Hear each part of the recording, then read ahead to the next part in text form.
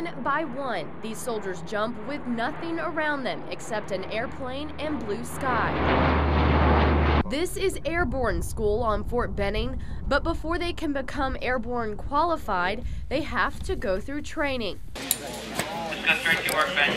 That's where Jump Master Sergeant Lauren Bailey comes into play. It's hard work, it's long hours, but it pays off. We train the paratroopers of the United States Army, and that's a really big accomplishment in my book. There are about 115 airborne instructors in the school, known for the signature black hats that sit on their heads.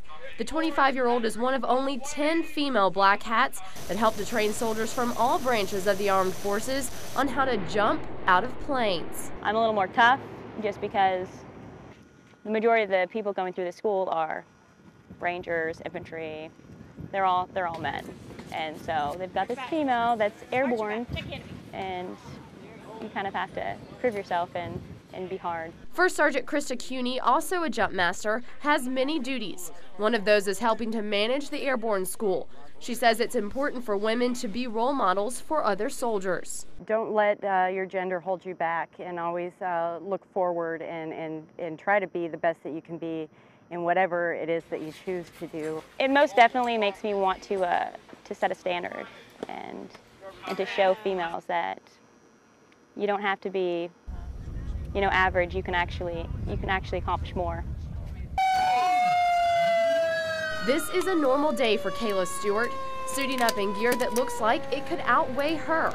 We have to earn our respect here, just like anybody else.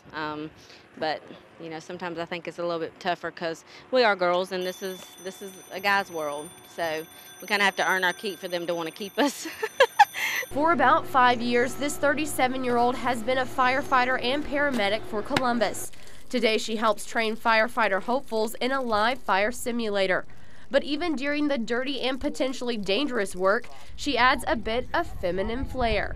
We have our manicures, we do our hair, but the only thing with me is, and I'm sure the other girls do too, is you have to wear waterproof mascara. This single mom has to juggle raising her teenage son and working 24-hour shifts on the job. Just had to incorporate my family, my friends, trust with him.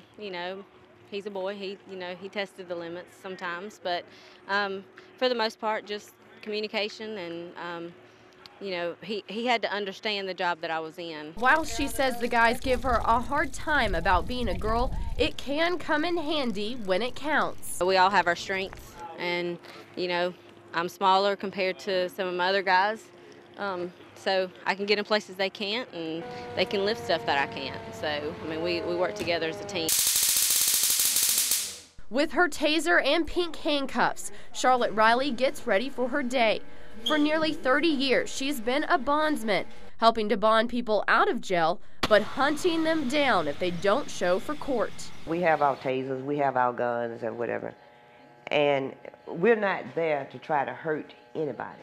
We're there to say, hey, you gotta go to court. We gotta take you in. As owner of A1A Bonding Company, she teams up with men bounty hunters and bondsmen, scouring Columbus, going from house to house in search of their clients who didn't honor their agreement. We bond you out, you go to court. But she says dealing with people accused of anything from traffic violations to more serious crimes like burglary has never scared her, even if she is the only woman in the pack. I'm more of a mother figure, to most of the people that we get out of jail. Like, a lot of them call me Mom. A lot of them call me Auntie. They rarely ever call me, they don't call me Charlotte, or they call me just Miss Riley.